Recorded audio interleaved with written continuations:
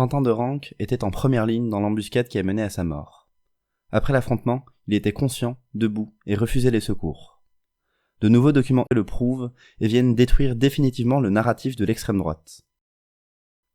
Une vidéo, prise juste après la bagarre du 12 février dernier, à Lyon, montre Quentin de Ranc debout, échanger avec des passants. On voit le jeune militant d'extrême droite les mains couvertes de sang, avec un de ses camarades. Une femme et un homme lui conseillent d'aller à l'hôpital. On les entend parler de coups sur la tête. Il s'est fait taper sur la tête, monsieur. Non, mais Un autre explique que le jeune homme vient de participer à une bagarre entre deux groupes. ils sont là, ils étaient là pour ça. C'était là pour ça, pour faire taper sur la tête, vous voyez Non, les non, non, informations. mais de quoi, madame Bah, deux groupes, c'était une bagarre organisée, il y a deux Et groupes qui se sont alors bagarrés, d'accord. Je pense qu'il faut qu'il aille à Saint-Jean parce qu'il a... La personne ayant filmé ces images nous précise « J'ai pris la vidéo le 12 février 2026 à 18h07 sur la rue Victor-Lagrange, côté nord, quasiment au coin de la rue Camille Desmoulins.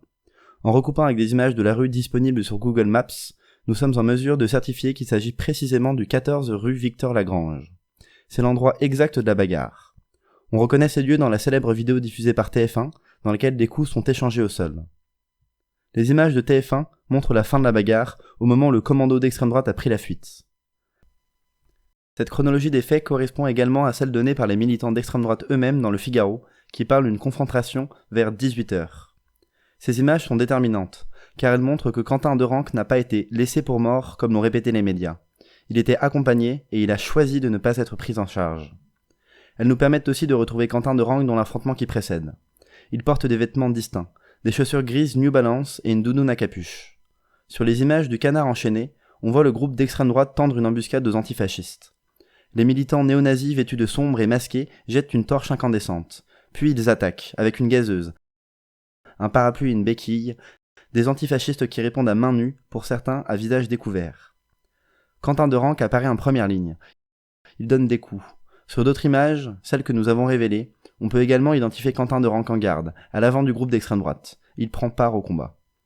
Quentin de Ranc porte une cagoule tout au long de la bagarre.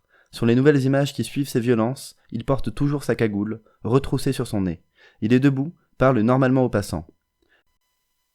Bien qu'il ait subi de graves lésions, rien n'indique une blessure irréversible. Quentin de Ranc a participé à une violente bagarre initiée par son groupe, et il est reparti sur ses deux jambes.